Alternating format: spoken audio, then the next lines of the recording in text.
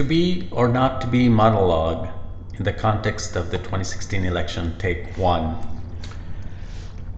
Here's my version of the to be or not to be monologue from Hamlet by William Shakespeare in the context of this election of 2016. Mr. Robert DeNiro, I wish you would read this with your great voice. Mine may not be quite up to the task, but here it goes. To vote or not to vote for Trump, how can that even be a question? Whether it is nobler in the mind to suffer the slings and arrows of outrageous Trump, or to take arms against the sea of Trumpkins, and by opposing end him, to vote, to get it over with, no more, and by a vote to say we end the heartache and the 1,000 natural shocks that elected him would be heir to. 'Tis a consummation devoutly to be wished. To cast a vote, to elect him, perchance to dream of having chosen Bernie. Aye, there's the rub.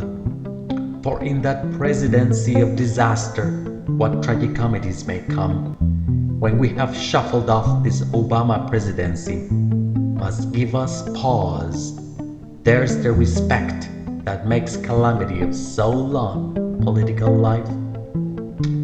For who would bear the whips and scorns of Trump, his oppressor's wrong, his proud man's contumely, the pangs of his despised love, the law's delay under his Supreme Court, the insolence of his office, and the spurns that patient merit of the unworthy takes, when a voter themselves might their quietus make by just voting against him?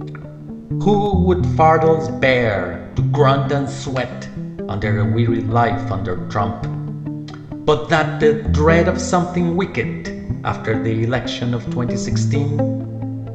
The undiscovered country from whose bourne no voter returns puzzles the will, and makes us rather bear those ills we have and vote for Hillary than fly to others that we know not of.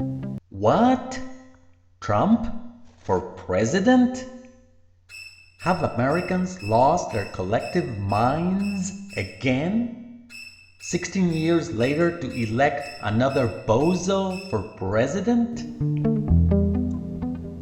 Thus, not voting against him would make cowards of us all, and thus the native hue of resolution would be sickled o'er with the pale cast of thought, and enterprises of great pith and moment with this regard their currents might turn awry and lose the name of action.